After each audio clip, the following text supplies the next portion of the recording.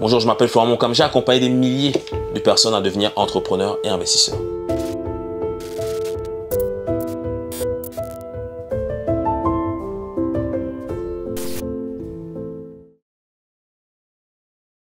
Ce qu'on a aussi compris, c'est que tu as dit que tu as évolué dans ton process en tant qu'investisseur. Tu as commencé par acheter des immeubles, ce que tu conseilles aux gens de faire maintenant.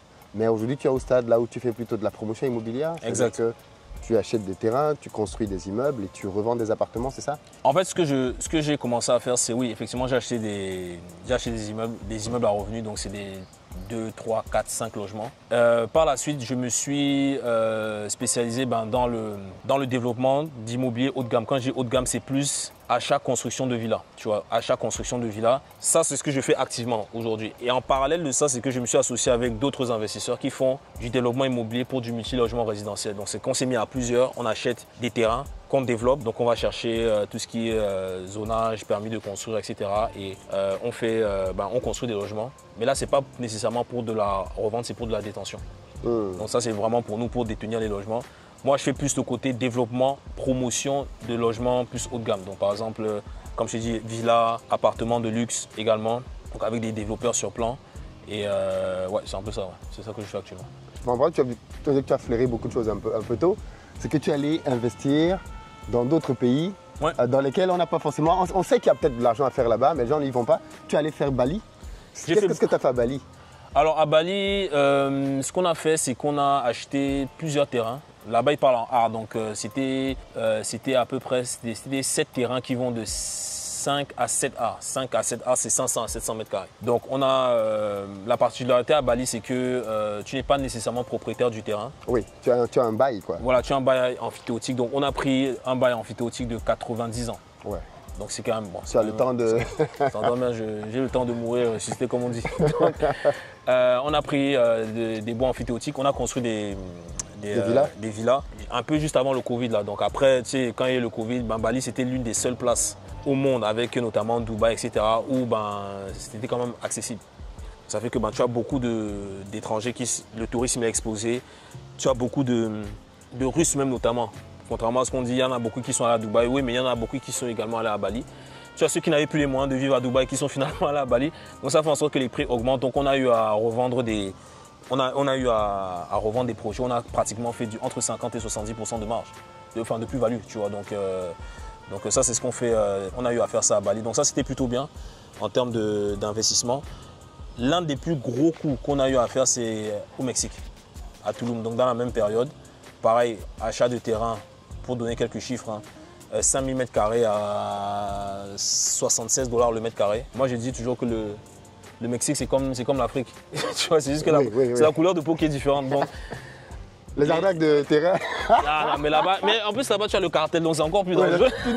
Tu fais pas le bruit. Exactement. Donc on a fait ça et on a eu des problèmes avec les vendeurs qui, quand ils ont vu les prix augmenter, ils ont essayé de nous récupérer le terrain. D'où le fait d'avoir des liquidités. Parce qu'avec c'est un ancien client à moi avec qui on a géré le projet, on a eu assez de marge de crédit pour payer un avocat qui est moitié mexicain, moitié américain, qui est venu et qui a un peu secoué les vendeurs pour qu'on récupère le terrain. Donc, en tout parce qu'ils avaient commencé déjà à… Non, il commençait à construire dessus.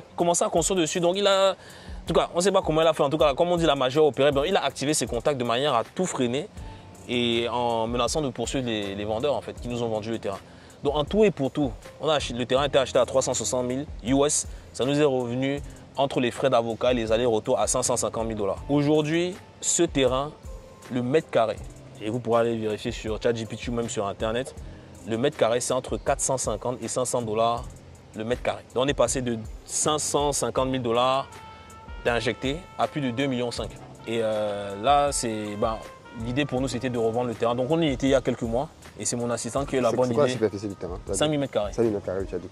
Et c'est mon assistante qui a eu l'idée de me dire, viens me voir comme ça, elle me dit, mais Florian, vous êtes en train de revendre le terrain? Oui. Elle me dit, mais pourquoi ne pas diviser en 4 lots et revendre sur plan? Exactement comme on a fait à Bali en fait. Quand on a fait les calculs, en fait, construire une villa de 5 chambres à Tulum, ça coûte à peu près, je te dirais 800 000 $. Quand tu inclus les terrains, on va dire ça revient à 1 million.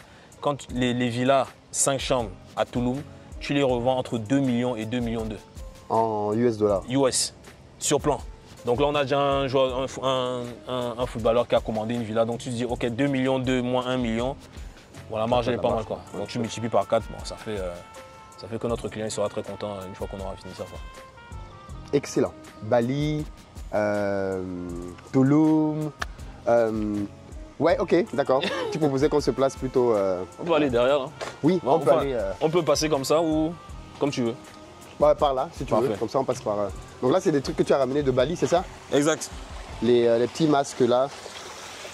Ok, d'accord. Et ça, qu'est-ce que tu as voulu faire ici? Bah, fontaine en mode Bali. C'est comme les personnes comme nous, on est très stressés. Donc moi, ma chambre est juste en haut. Donc entendre ça la nuit, ça me. Ça t'appelle. Ça me fait dormir direct là. Et ça, en fait, cette maison-ci, c'est pour. Là, je vais y rester encore pendant 2 ans. Elle va être mise en location pour tout ce qui est tournage de films, location courte durée. Parce que moi, je compte déménager dans 1 an, 1 an et demi. Et tu vas où? Tu Maroc, sais déjà? Maroc. Maroc. Ouais. Pourquoi le Maroc? Pourquoi le Maroc? En fait, tu vas vraiment à chaque fois vers les destinations immobilières. Exact. Bon, c'est toujours un peu en travaux là. Le Maroc pour... avec nos... On a des projets de développement. Donc on a fait l'achat d'un terrain juste en face du projet de Maître Gims. L'idée c'est de faire la même chose qu'on a fait que ce soit en Indonésie et au Mexique. Donc pour pareil, hein, en plus c'est avec la même équipe de Bali qu'on fait ça au Maroc.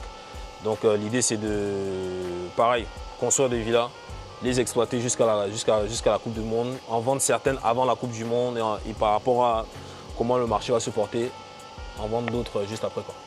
Donc c'est pour ça que là je vais aller au Maroc pour gérer ça sur place d'ici 1 an, 2 ans grand max. Comment tu choisis tes futures destinations, les futures zones où tu sens qu'il y a un coup à faire?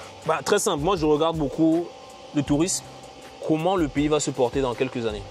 Parce que quand tu regardes, tu sais, quand j'investis à Bali, les personnes me disaient non, Bali, l'Indonésie c'est parce que quand on regarde Bali, mais on oublie que c'est dans l'Indonésie. Oui, c'est vrai. Ils sont plus de 100 millions, tu vois. C'est l'un des pays les plus peuplés au monde. Et j'ai regardé le rapport de Pricewaterhouse entre 2040 et 2050, ça va être la 4e plus grosse puissance mondiale, suivi du Mexique. Et bon, le Maroc. Il va y avoir un bouleversement. Exactement. Donc la France n'est plus dedans, le Canada également. Donc tu vois, donc ça fait qu'en fait il y a un renversement de situation qui fait que moi je regarde ça, c'est simple. Hein. Il y a du tourisme. Qui dit tourisme dit demande. Les touristes, c'est des personnes qui ont de l'argent, donc on leur donne des logements premium. Tu as la croissance économique qui suit, quoi. Donc moi c'est un peu comme ça que je cible un peu les zones. Et il n'y en a pas non plus énormément, mais quand tu as une bonne équipe, après c'est difficile de se tromper, quoi. Le tout c'est d'avoir vraiment le bon processus pour l'acquisition du terrain et de bons développeurs sur place, et après la magie s'opère. Il y a une autre magie que tu dois nous expliquer, c'est comment tu fais en termes de mouvement de flux financier. C'est-à-dire que tu peux aller au Mexique, tu peux aller à Bali, tu peux aller au Maroc. Nous autres, quand tu fais 1000 $, tu appelles pour te dire, oh, les 1000 $ là, c'est quoi? Ça vient d'où? En fait, le mieux, comme dans tout, hein, même l'immobilier, même cette maison-ci, parce que bon, là, c'est clair que là j'habite dans cette maison, mais je ne l'ai pas acheté en nom propre. En fait, j'essaie maintenant de faire toutes mes opérations sous forme au travers de sociétés. Ouais. Donc quand tu fais ça, il y a plusieurs façons de faire. Hein. Tu peux directement investir avec la société ici ou créer une filiale là-bas et se faire. Donc, ça veut dire que pour faire au niveau des flux, tout se fait au travers de compagnies. Parce que si tu vas dans n'importe quel pays, tu ouvres une succursale là-bas ou tu ouvres une société là-bas et que tu investis, soit directement sous forme de prêt ou ça peut être ta compagnie qui fait un prêt là-bas, c'est beaucoup plus simple. Ouais, c'est propre. Tu dirais que tu as pu bâtir tout ça grâce au Canada? Ouais. Que c'est vraiment ta source, enfin le pilier de ton investissement? Clairement. Parce que j'ai commencé en France. Dès que tu commences à avoir à peu près 1 million, 1,5 million d'un coup, on commence à te regarder un peu bizarrement. Tu vois. Donc ça fait qu'en fait en France, j'ai eu un espèce de... Tu as vite plafonné en fait. J'ai vite plafonné. Et tu sais, moi je suis quelqu'un...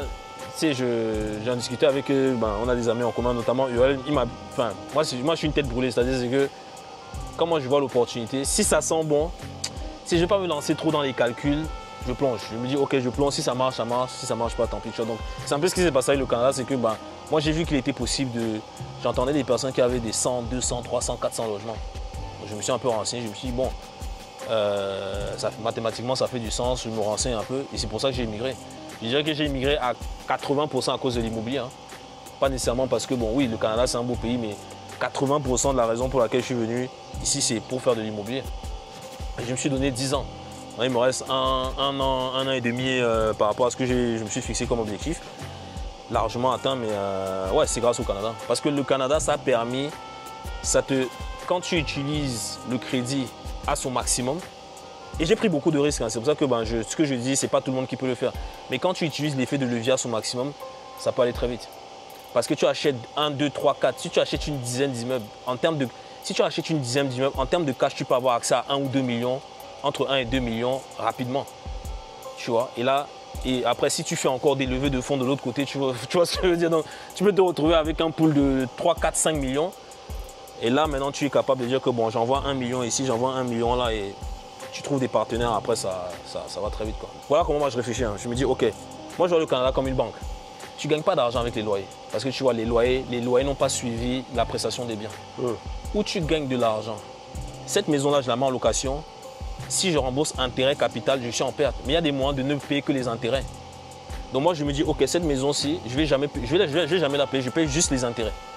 Le capital, je peux le réinvestir ailleurs. Je peux mettre dans des assurances vie dont le capital d'essai est 2-3 fois le montant de la maison.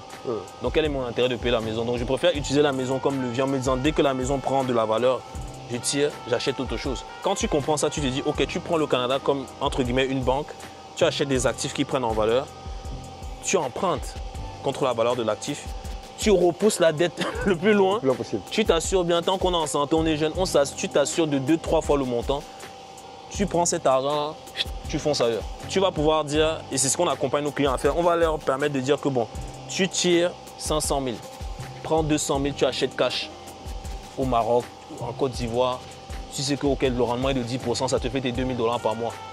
Tu prends l'autre moitié, tu réinvestis ici par exemple, et tu gardes un peu d'argent de côté.